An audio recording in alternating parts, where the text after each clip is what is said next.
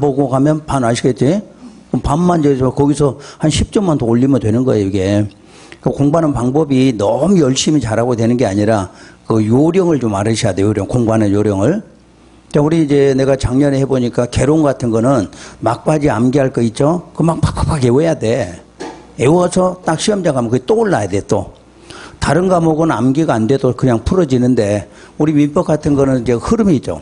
흐름이니까 그냥 대충 읽어도 되는데 개론은 보니까 정확하게 암기 안 되면 못 풀겠더라고 보니까.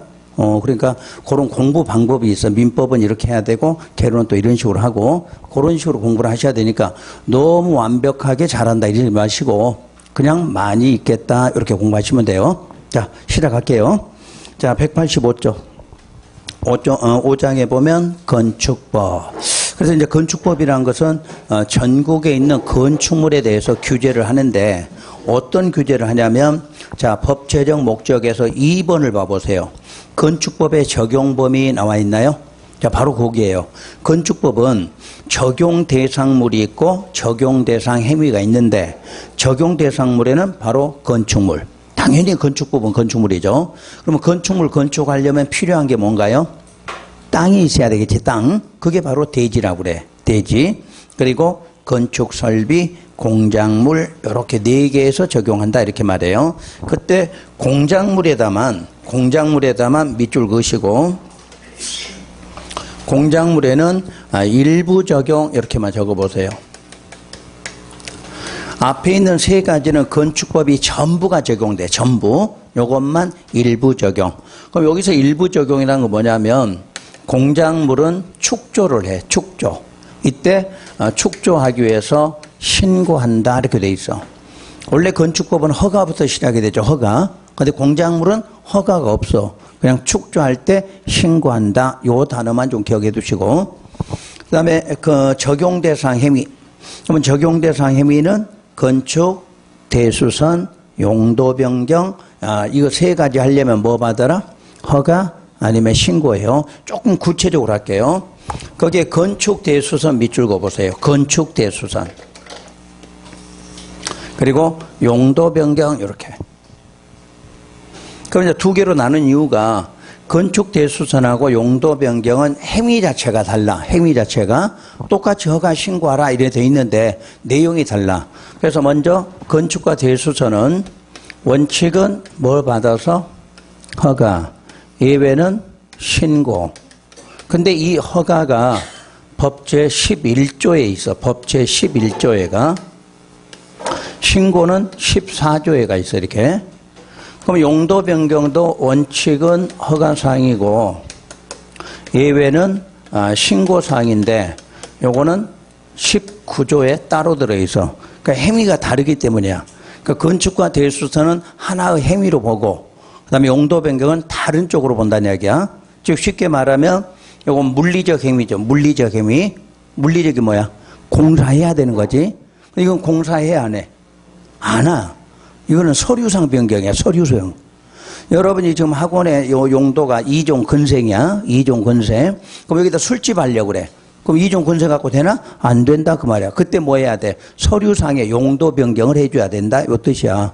그래서 여러분들이 시험장 가시기 전에 꼭 용도 변경을 알아야 되는 이유가 뭐냐면 여러분 실무에 가면 항상 이거 필요하죠? 자, 만약에 상가를 주로 하는 사람들은 이 용도 변경 모르면 아무것도 못하겠지? 여러분이 만약에 2종 즉 공인중개사 사무실 차리려면 몇 종 아니면 몇 종이야? 1종 아니면 2종 근생에 다 차려야 돼. 근데 그런 용도가 없으면 뭐 해줘야 돼? 용도 변경을 시켜줘야 돼. 그래서 쓰는 게 용도 변경이야. 그러니까 요거는 공사를 하는 행위고 이건 공사가 아니라 뭐만? 서류상에서만 바꿔주는 행위다 그런 뜻이야. 그래서 똑같은 허가 신고라도 조문이 다르다는 것은 행위 자체가 다르다 이렇게 보시는 거야. 자, 3가지 다른 거. 그 다음에 용어의 정의로 가면 첫째 대지라는 게 나오는데 그 대지는 각 필지로 나눈 토지 이렇게 놨어. 그럼 필지라는 것은 무슨 법에 있어요? 공간정보관리법에가 있죠. 거기서 말하는 필지가 이 법에서는 하나의 대지란 뜻이야. 그래서 줄여놓은 게 한 필지는 하나의 무엇이다? 대지다 이렇게 돼 있지. 그럼 필지라는 것은 지번 같은 게 붙어 있죠. 지번. 그러면 지붕 같은 게 붙어 있는 필지를 거기에다 건물 짓게 되면 하나의 뭐로 본다? 대지로 본다. 이 뜻이에요. 그런데 예외는 둘 이상의 필지를 하나의 대지로 하거나 하나 이상 필지의 일부를 하나의 대지로 할 수 있다. 이렇게 놨죠. 다시 원칙은 한 필지가 뭔데? 하나의 대지인데 둘 이상의 필지가 하나가 될 수도 있다. 이런 말이야. 그러면 여러분들이 요거 한번 해볼게요. 여기에 무슨 동이라고 돼 있어. 동. 또 여기에도 무슨 동이 하나 있어. 자, 이때 이제 여기에 이렇게 땅덩어리가 도면이라고 가정하고 땅덩어리 이렇게 선이 그어져 있어. 거기다 번호를 하나 주면 요게 뭐하다? 요게 필지의 개념이야. 필지. 그럼 여기다가 건축물을 건축하면 하나의 뭐다? 대지다. 이렇게 되겠죠. 그럼 또 이렇게 선이 구획되고 이 선이라는 게 바로 경계예요. 경계. 공간정보관리법에서 경계란 말이지. 자, 여기 있고 또 요렇게 해서 자, 또 하나의 필지가 있어. 그러면 요렇게 건축할 수도 있겠죠. 그럼 몇 이상? 둘 이상의 필지가 하나의 뭐다? 대지가 됐다. 요런 뜻이에요. 근데 시험에 이런 거 안 나와. 바로 시험에 나온다면 동그라미 2번만 체크하세요. 동그라미 2번. 나오면 이거 하나 정도는 기억하시라는 얘기야. 자, 동그라미 2번이 뭐냐면 공간정보관리법에서 합병이 불가능한 경우야. 그럼 합병이 불가능한 게니까 뭐 두 개가 하나가 될 수 없는 그런 경우라는 얘기지. 그런데 다음 하나에 해당이 되면 그 다음 하나에 해당하는 게 기역, 니은, 디귿을 말해. 그 세 가지에 해당되는 경우는 합병이 불가능한 필지의 토지를 뭐한다? 합해서 하나의 대지로 하겠다. 그 뜻이야. 자, 바로 그 기역이 각 필지에 뭐가 달라? 지번 부여지역이 서로 다르다. 그러면 지번 부여지역이 다르다. 그 말은 뭐야? 행정구역이 다르다. 그 말이지. 행정구역이. 그러니까 요걸 하면 여기 5라는 지번이 있고 이 동에 1이라는 지번이 있다. 요거 둘이 합할 수 있다 없다? 없다. 동이 다른 걸 합할 수가 없다. 그 말이야. 그러니까 지번 부여지역이 다르다. 행정구역이 다르지. 그러면 지번 부여지역이 같으면 어떻게 돼? 합병하는 거지. 다르니까 합병을 못해. 두 번째, 도면의 축척이 서로 다르다 그랬어. 여기서 도면은 지적도, 임야도겠죠. 그 지적도, 임야도는 축척이 있는데 축척이 서로 다르면 합병할 수 없다죠. 그 다음에 세 번째가 집안이 연속되어 있지 않다 이렇게 되어 있어. 그럼 이런 세 가지 경우는 뭐 할 수는 없지만 합병할 수는 없지만 자, 건축법상에서 하나의 뭐로는 대지로는 사용할 수 있다. 그 뜻이야. 그런데 그 대지로 쓰는 조건이 있어. 자, 다시 본문에 가면 다만 둘째 줄 끝에 다만 토지 소유자가 서로 다르거나 소유권의 권리관계가 서로 다른 경우는 제외한다. 그럼 반대로 해석해야 돼. 뭐가 같아야 대지냐면 소유자가 같고 권리관계가 같으면 대지로 볼 수 있다. 그 말이야. 자, 다시 한번. 자, 지번 부여력이 서로 다르다. 도면의 축척이 다르다. 집안이 연속되어 있지 않다. 그러면 합병할 수 있다 없다? 없다. 그러나 건축법상에는 그런 토지라도 뭐뭐가 같으면 소유자가 같고 권리관계가 같으면 하나의 대지로 쓸 수는 있다. 그 뜻이에요. 자, 여기 봐보세요. 요 합병할 수 있다 없다? 합병할 수 없다예요. 그러면 각각의 필지겠죠. 그런데 여기에 건물을 지으면 하나의 뭐로는 대지로는 사용한다는 얘기지. 그럴 때 이쪽 땅 누가 같아야 돼? 소유자가 같아야 돼. 그리고 뭐가? 권리관계가 같으면 합병할 수는 없지만 하나의 뭐로는 대지로는 볼 수 있다 이 말이거든. 그러니까 시험에 내더라도 이것밖에 낼 수가 없어. 시험 문제는. 그 다음에 도면의 축척이 다르면 표시법이 다르기 때문에 합병할 수는 없지만 소유자가 같고 권리관계가 같으면 하나의 뭐가 될 수 있다? 대지가 될 수 있다. 이렇게 나와. 그러니까 시험에서 대지 문제 낸다면 이거밖에 낼 거 없으니까 이거 하나만 딱 기억하시면 되고. 자, 다음 장 넘겨서 건축물. 건축물이란 토지에 정착하는 공작물 중에서 자, 뭐가 있어야 돼? 지붕과 기둥 또는 벽이 있는 것 이렇게 놨죠. 그러니까 건축법상에서 건축물이라는 거 일단 뭐가 있어야 돼? 지붕이 있어야 돼. 지붕. 그래서 그 지붕을 받치기 위해서 뭐 아니면 뭐가? 기둥이나 벽이 있으면 그때부터 건축물로 본다. 그 뜻이야. 그래서 우리가 이제 그동안에 공부할 때 건축물이냐, 공작물이냐, 뭘로 구분한다? 지붕 있다, 없다, 이렇게 설명했지. 요게 바로 요 뜻이에요. 그 다음에 두 번째, 그 일에 딸린 시설물이야. 일에 딸린 시설물로 대문, 담장, 굴뚝, 고가, 수조 이렇게 써놨죠. 그러면 그 대문부터 고가, 수조가 단독으로 있을 때는 건축물이에요? 공작물이에요? 공작물이야. 그런데 몇 번 건축물? 1번. 1번이란 게 뭐야? 지붕 있는 건축물. 지붕 있는 건축물에 요게 부수적으로 따라가면 이것도 건축물로 본다. 이렇게 돼 있어. 그래서 요걸 응용해서 출제된 게 한번 뭐가 있었냐면 하나의 대지에는 하나의 건축물만 존재한다. 틀렸지? 하나의 대지에는 여러 개 건물이 있잖아. 자, 요게 하나의 대지다. 그래서 여러분들이 만약 주택을 지었다 이렇게 해봐. 여기다 주택. 그럼 여기다 뭐 만들어? 대문 만들지. 자, 담장 만들겠죠. 옛날 시골집에 한 굴뚝이 있겠지.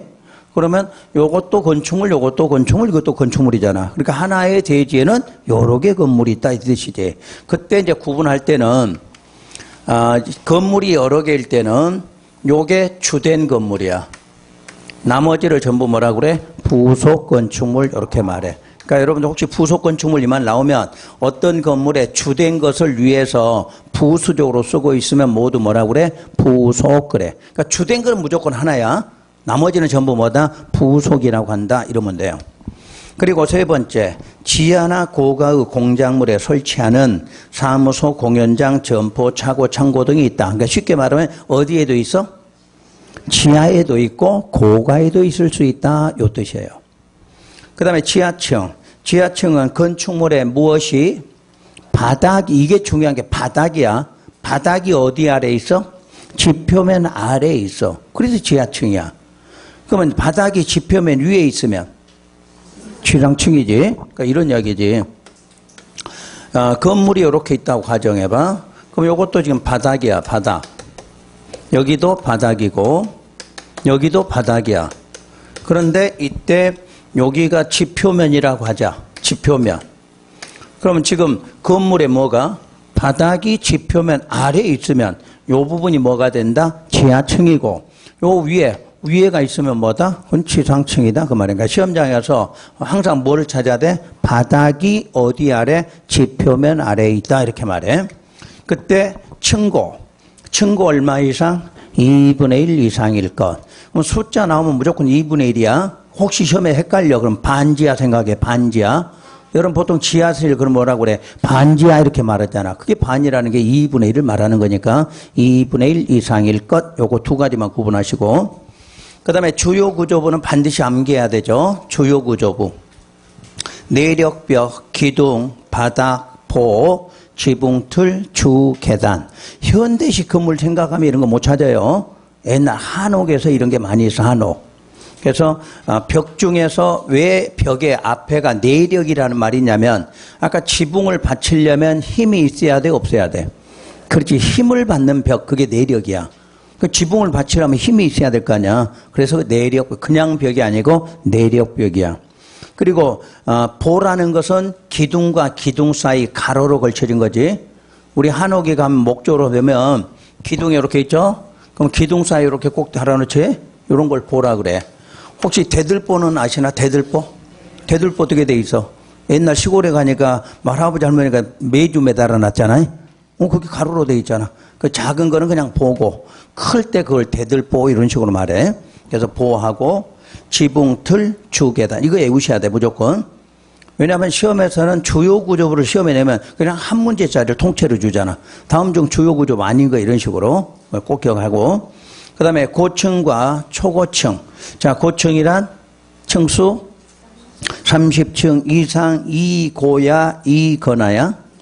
그래, 이거나. 그리고 높이는 120m 이상. 초고층은 50층 이상이거나 200m 이상이죠. 그러면 항상 층 곱하기 4 연상되시나요?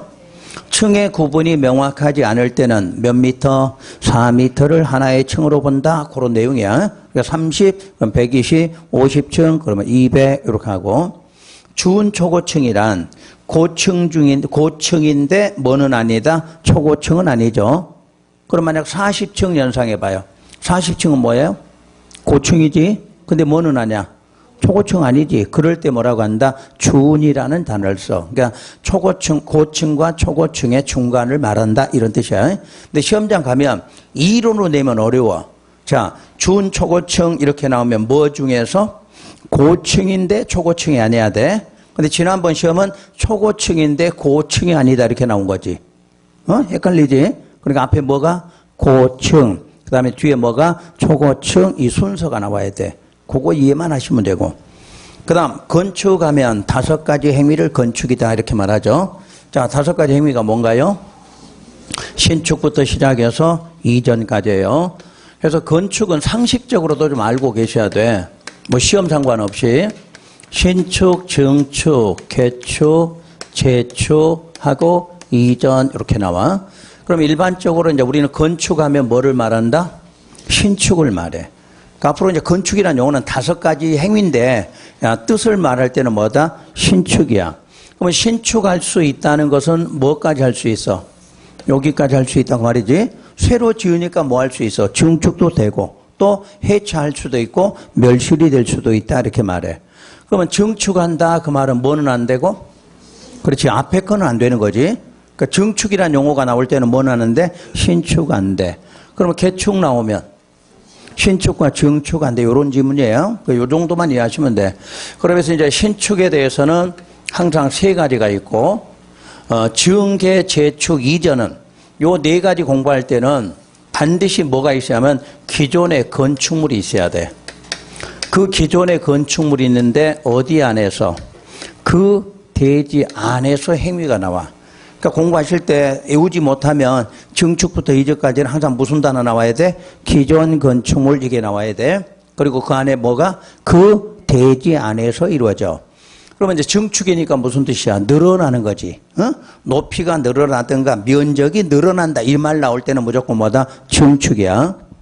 요거는 종전과 동일 규모야.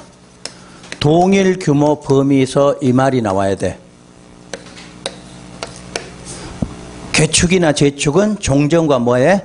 같은 범위 안에서 이루어진다. 이 말이 나와야 돼.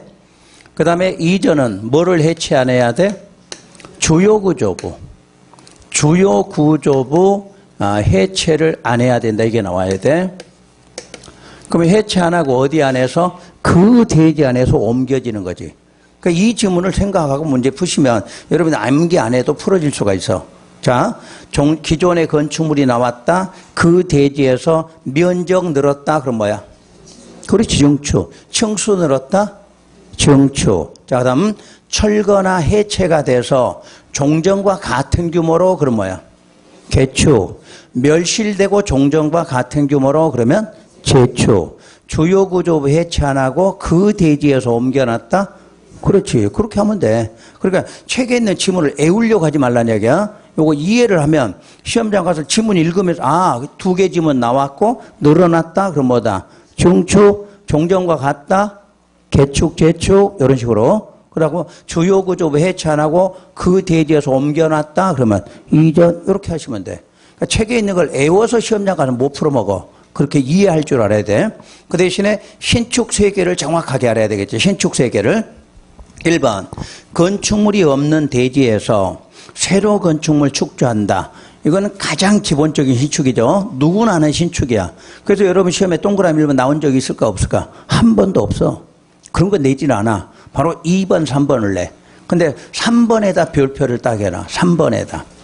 2번도 중요하지만 3번이 가장 기본이야. 자, 먼저 2번은 부속 건축물만 있는 대지에다 주된 건물을 축조한다. 그럼 뭐야? 신축이지. 그럼 증축의 3번을 봐봐. 증축의 3번.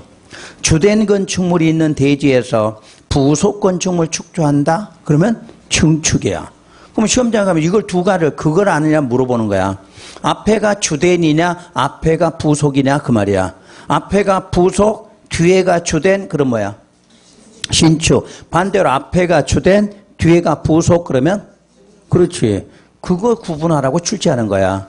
주된 부속 이거 나올 때는. 자, 다시 한번 앞에가 부속, 뒤에가 주된 그러면 신축. 반대로 앞에가 주된, 뒤에가 부속 그러면 증축. 요거는 하나를 내는 게 아니라 두 개를 구분하라고 내는 거예요.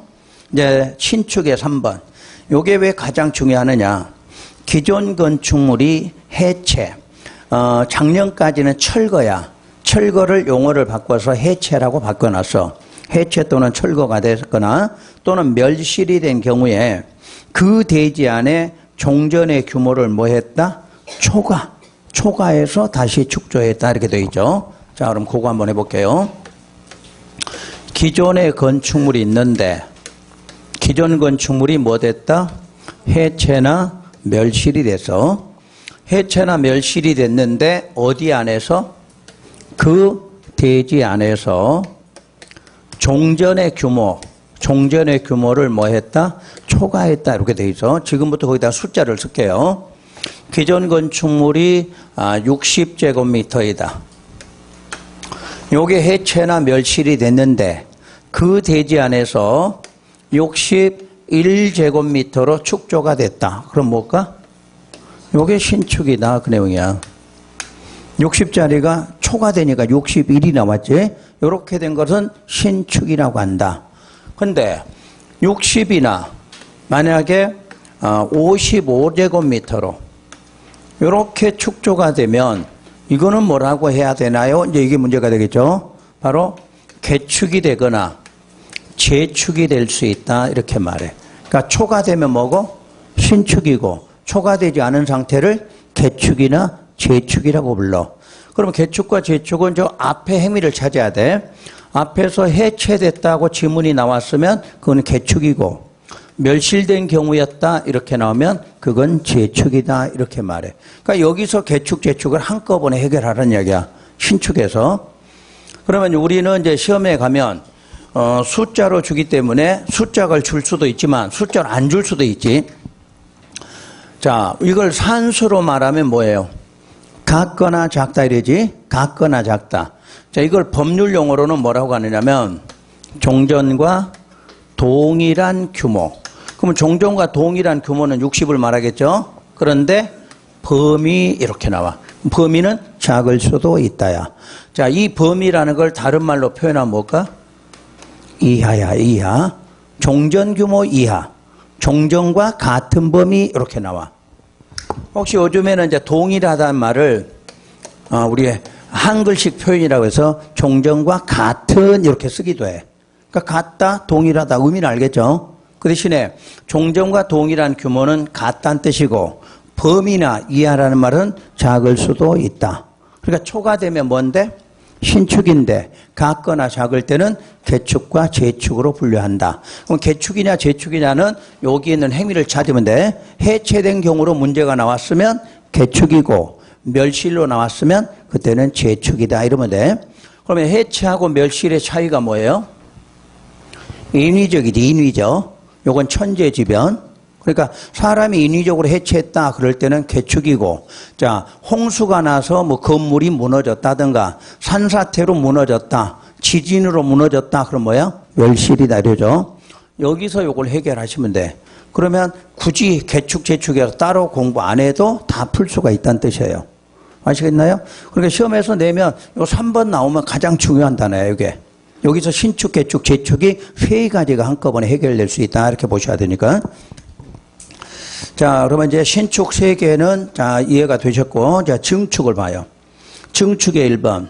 기존 건축물이 있는 대지 안에서 건축물의 건축 면적, 연면적, 층수 또는 높이가 뭐한다? 늘어난다. 옛날에는 늘어난다 이렇게 안 했지. 증가 이렇게 돼 있어. 근데 한글식 표현으로 바뀌면서 늘어났다 이렇게 나와. 그럼 지금 뭐가 늘어났는가? 그건 중요하지 않지. 어디 안에서? 그 대지 안에서 늘어났다. 이게 중요한 거예요.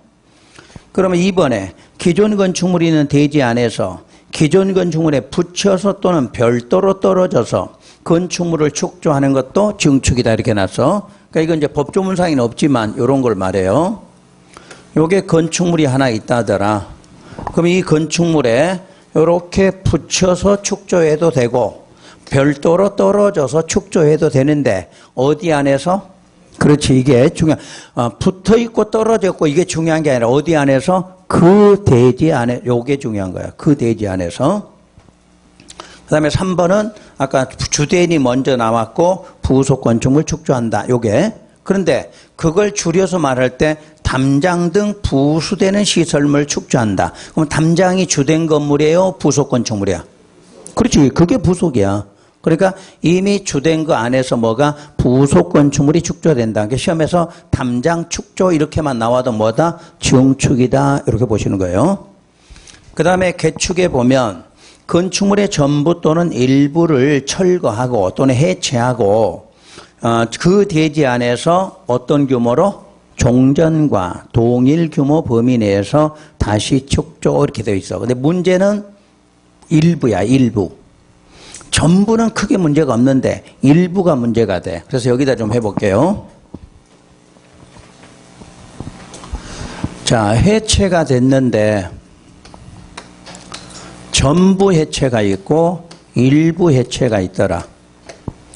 그러면 전부에서 초과됐다 이렇게 해볼게요. 초과되면 뭐다? 신축이죠. 일부에서 초과됐다. 그럴 때는 증축이다. 요걸 주의하라는 뜻이에요. 그러니까 우리 시험장에 가서 항상 해체했을 때 전부 해체냐 일부 해체냐 그러면 전부 해체는 아무 문제가 없어. 그냥 초과되면 신축이고 종전과 같으면 그냥 개축이다 그러면 돼. 근데 일부는 초과되면 신축이 되는 게 아니라 증축이 돼야 돼. 왜 그런가 하면 여러분 책에 일부에가 뭐가 들어있나요? 내력벽, 기둥, 보, 지붕, 틀 중에서 3가지 이상이 포함됐을 때 이걸 일부 해체라고 그래. 그럼 만약에 벽을 일부 늘렸어. 초과됐어. 그럼 뭐야 그게? 증축이지. 그래서 시험장 가서는 항상 종전과 같다. 그럼 그냥 개축이야. 전부든 일부든 종전과 같은 규모로 그러면 개축인데 전부가 해체돼서 초과 그럼 뭐지만 신축이지만 일부가 해체돼서 초과됐다 그럴 때는 뭐다? 증축이다. 그거 하나만 신경 쓰시란 얘기야. 자, 그럼 네 번째로 재축. 천재지변이나 그 밖의 재해로 멸실이 된 경우에 그 대지에 다음 요건을 모두 갖추어 다시 축조하는 것을 말한다. 해서 1번 연면적 합계는 종전 규모 이하로 할 것. 그럼 종전 규모 이하가 무슨 뜻이야? 종전과 동일한 규모로 그 말과 같은 거야. 그러니까 커지지 않고 같거나 적은 거다 이렇게 되겠네. 그런데 동그라미 2번 동수, 층수 및 높이는 다음에 해당할 것 해서 기억. 동수, 층수 및 높이가 모두 종전 규모 이하일 것. 그 문제 없죠, 여기까지는. 그런데 니은에다 별표해. 니은에다. 요게 앞으로 시험에 나올 수가 있어. 동수 또는 층수나 또는 높이에 어느 하나가 종전의 규모를 뭐 했어? 초과했어. 원래 재축이 되려면 종전과 같은 규모가 돼야 되는데 이번에 요 법이 개정되면서 3가지 중 어느 하나가 초과된 거야. 3개가 다 초과된 거 아니야? 어느 하나가 초과된 거야. 초과돼서 해당 동수, 층수 및 높이가 이 법령에 모두 적합할 것 이렇게 돼 있어. 거기다가 예를 내가 적어 드릴 테니까 적으실 수 없으면 저 위에 같은 데다 적어 보세요. 자, 종전이 2층이었어. 종전의 2층. 연면적이 200이었고 요게 멸실이 됐어 이제. 그래서 새로 만들어진 게 층수가 3층이고 연면적은 그대로 200제곱미터야. 자, 그럼 뭐가 하나 초과됐어? 층수가 초과된 거지.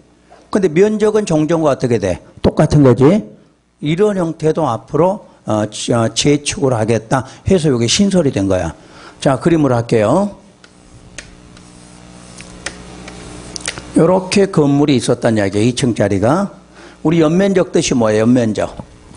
각 층 바닥 면적 합한 거지.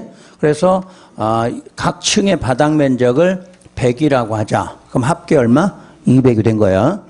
요게 지금 멸실이 돼서 다시 만들게 됐는데 어떻게 만들었느냐. 요렇게 만든 거야. 그러면 층수는 3층이 됐는데 요렇게 해서 연면적은 그대로 얼마? 200 됐죠? 요런 것도 앞으로 뭐라고 한다? 제축이라고 한다. 그 뜻이에요. 이해되셨나요, 이제?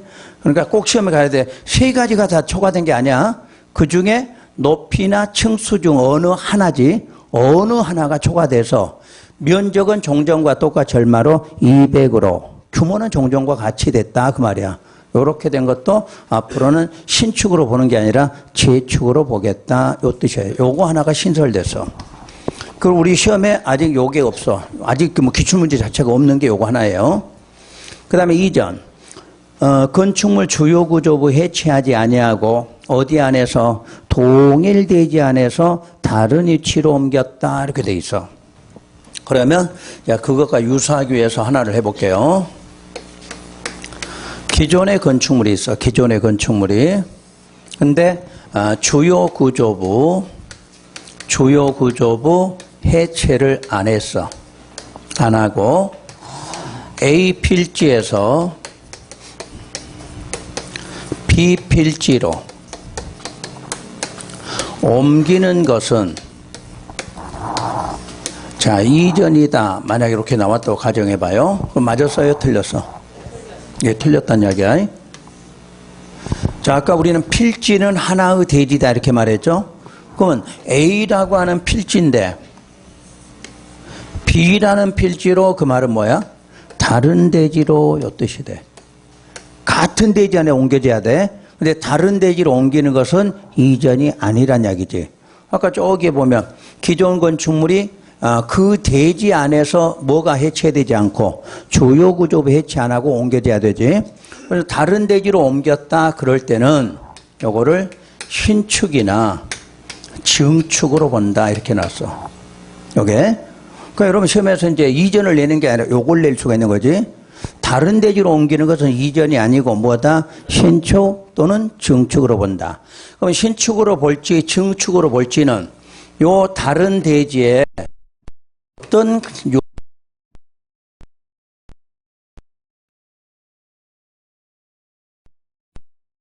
면 신축이 되겠죠. A 쪽에서 아무것도 없는 쪽으로 통째로 지금 옮겨가잖아. 그럼 뭐다? 신축이 돼. 근데 이 요건이 기존에 건축물이 있는 대지였어. 그러면 기존의 건물이 있는 쪽으로 옮겨가니까 늘어나는 거죠. 그래서 뭐가 돼? 증축이야. 그러니까 시험장 가셔서 요건이 없으면 그냥 둘 중에 아무거나 나오면 돼. 근데 만약에 여기가 빈 대지다 그럼 반드시 뭐 해야 돼? 신축. 거기가 기존에 건물이 있었다 그러면 그때는 증축이다 이렇게 하셔야 돼. 자, 그러면 지금 요렇게 배우는 신축과 증축이라는 게 시험 공부하실 분은 여기까지만 하면 돼. 여기까지만. 근데 만약 실무에 가서 혹시라도 접하게 될지 몰라서 알려준 거예요. 지금 여기서 말하는 신축과 증축을 다른 용어로 이축이라고 말해. 이축. 요 이축은 그린벨트 법에 가면 있어. 그러니까 여러분이 그린벨트 안에서 이축한다 이 말이 나온다는 얘기야.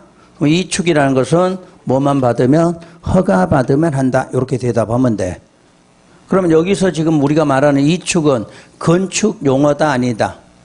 건축 용어는 아닌데 그린벨트 법에 가면 그때는 뭐라고? 이축한다 나오면 여기서 말한 신축과 증축을 합해서 용어로 뭐라고 한다? 이축이라고 한다. 요 뜻이 돼. 그래서 여러분 책에 그 참고사항 한번 봐봐요. 참고사항. 이축이란 다른 대지에 옮겨서 건축하는 것으로 본래 건축 개념은 아니지만 그렇지? 다른 대지로 옮겼는데 건축 개념은 아니지만 건축 개념 중에서 자 동그라미 신축 그 줄 끝에 증축 신축 또는 증축의 개념과 뭐하다 유사하다고 할 수 있다. 이해됐나요? 그러니까 저기서 말한 신축과 증축을 자 다른 용어로 뭐라고 한다? 이축이라고 한다. 그럼 다시 신축 괄호 속에 보세요. 신축이란 다른 대지로 옮겨서 건축할 때 전혀 건축물이 없는 경우 이렇게 돼 있지? 쉬운 말로 뭐야? 빈 대지란 뜻이겠지? 그 다음에 두 번째 증축이란 다른 대지로 옮겨서 건축할 때 주된 건축물에 부속하여 건축하는 경우 이렇게 돼 있지? 그러면 이미 거기에 뭐가 기존의 건물이 있었다 이런 뜻이겠죠. 이해가 되셨지? 그러니까 시험장 가셔서는 이 축은 몰라도 되는 거예요. 몰라도. 그런데 나중에 실무할 때 혹시 개발제한구역 안에서 내가 이 축이에요 그러면 그런 말을 좀 알아듣고 하시라는 얘기야. 그러면 이 축이에요 그러면 허가관청에 가서 뭐 받으면 허가 받으면 해요 이렇게 대답하면 공부 참 잘 배웠다 이렇게 하겠죠. 그때 누구한테 배웠냐 그러면 어떻게 해야 돼? 내한테 배웠다고 해야지. 그럴 때 써먹는 거야. 그러니까 여러분들 공부한다고 공부로만 이게 되는 게 아니야. 공부하면서 거기에 연관된 걸 실무에서 써먹을 줄 알아야 돼. 언제든지 겪을 수 있는 지문이거든요, 이거. 그러니까 한번 생각해 두시고. 자, 8번째, 대수선. 대수선이란 건축물의 기둥, 보, 내력벽, 주, 계단 등 이렇게 해놨지. 쉬운 말로 하면 주요 구조부야. 그러니까 건축물의 주요 구조부 등의 구조, 주요 구조부의 구조나 외부 형태, 그러니까 주요 구조부 구조나 외부 형태를 수선, 변경, 증설하는 것으로 증계제축에 해당하지 않는 다음 행위 이렇게 해놨어. 근데 그까지는 몰라도 8가지 행위만 알면 돼. 8가지 행위. 자, 1번 내력벽. 우선 2번 빼고 3번 기둥, 4번 보, 5번에 지붕, 틀, 6번에 바닥 또는 벽, 7번에 주 계단. 지금 제가 방금 읽은 게 뭐예요? 그게 주요 구조부야. 이해되셨나? 그러니까 주요 구조부 알면 쉬워. 근데 주요 구조부 모르면 계속 공부할 때마다 그걸 다시 외워야 돼. 그러니까 주요 구조부는 한꺼번에 좀 외워두시라는 거. 자, 그래서 일단 주요 구조부가 나왔고 8번에 가면 다가구나 다세대 경계벽 이런 말 나와 있나요? 그리고 2번에 외벽 마감 재료 이런 식으로. 그때 대수선이라는 행위는 우선 1번부터 8번까지에 뭐가 공통적으로 나와 있나요? 1번부터 8번까지에 증설해체 나와 있어. 증설해체. 그러니까 시험장 가서 요 8가지 이름 나오고 증설해체한다. 그게 뭐야? 대수선이야. 내력벽 증설한다. 뭐야? 대수선. 자, 기둥 해체한다. 대수선. 하나 더. 보 5개 해체한다. 그것도 대수선이야. 그러니까 글씨가 요 글자가 보이면 돼. 요 글자가 보이면 숫자가 붙었거나 안 붙었거나 무조건 뭐다? 대수선이다. 요 뜻이야. 그런데 1번부터 5번까지에 보면 수선 변경이 나와. 수선 변경. 이때 수선 변경은 반드시 얼마 이상 해야 돼? 30제곱미터 이상. 3, 4, 5번은 각 몇 개 이상? 3개. 요 숫자가 맞아야 돼. 수선 변경은. 증설해체는 숫자가 있거나 없거나 상관이 없는데 뭐만큼은 수선 변경은 1번부터 5번 문제가 나올 때는 반드시 숫자가 맞아야 돼. 그래야 대수선이 돼. 그럼 6번에서 8번까지는 또 수선 변경에 숫자 있어 없어? 없죠. 그러니까 여러분 시험장 가서 뭐만 생각해야 돼? 수선 변경 나올 때 1번부터 5번까지가 나왔느냐 이걸 찾아야 돼. 1번부터 5번까지 나올 때만 숫자가 필요하고 1번부터 5번 아닌 거는 숫자가 필요 없고 있어도 되고 없어도 된다 이렇게 말해. 그럼 지금부터 내가 보기로 할 게 봐요. 내력벽 10제곱미터 증설한다. 대수선이 아니야? 대수선이죠. 증설자 보였으니까. 그러니까 머릿속에 뭐가 나오면 증설해체는 숫자가 있거나 없거나 그냥 대수선이야. 자, 해체 대수선이지. 다음 25제곱미터 수선한다. 대수선이 아니야. 아니지. 수선자가 나왔으니까. 그럼 30제곱미터 변경한다. 그러면 대수선 맞죠? 되셨어 이제? 그러니까 내력벽은 증설해체는 숫자가 있거나 없거나 상관이 없고 수선 변경 나올 때는 반드시 얼마? 30 이상 요게 나와야 돼. 이해되셨어? 한 번 더 할게요. 기둥 할게요. 기둥.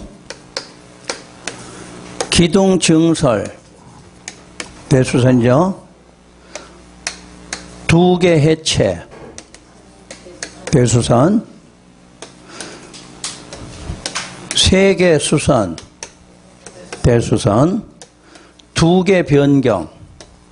대수선 아님. 이해되셔서? 그러니까 뭐 나올 때는 증설하고 해체는 그냥 무조건 대수선이야. 증설 해체는. 뭐가 나오든 증설 해체는 그냥 대수선이야. 근데 수선 변경에서는 5개만 기억해야 돼. 5개. 5개. 1번, 2번 뭐?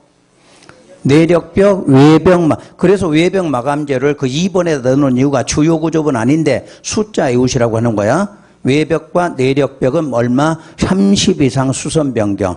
기둥, 보, 지붕, 틀은 수선 변경 몇 개? 3개 이상 나와야 된다. 그 뜻이에요. 그래서 요즘 시험 문제는 예전에는 쉽게 나올 때는 건축 문제 하나, 대수선 하나 이렇게 따로 줬어. 근데 지금은 나오면 2개를 묶어서 1개 정도 내줘. 건축과 대수 묶어서. 그러니까 공부하시고. 다음 장에 가면 리모델링. 리모델링이란 대수선 일부를 증축, 개축 이렇게 나와 있네. 그러니까 방금 배웠던 대수선이야. 대수선이 리모델링이야. 또 증축이나 개축이야. 이때 개축만 별표하세요. 개축에다만. 우리 주택법에서 리모델링 그럼 뭐였어? 대수선하고 증축이야. 근데 건축법상에서는 개축도 리모델링으로 돼 있어. 그러니까 주택이냐 건물이냐야. 자, 주택일 때는 뭐뭐가 대수선이다? 뭐뭐가 리모델링이다? 대수선, 증축. 일반 건축물은 리모델링 그럼 뭐까지? 개축까지 포함되어 있다. 요 차이예요.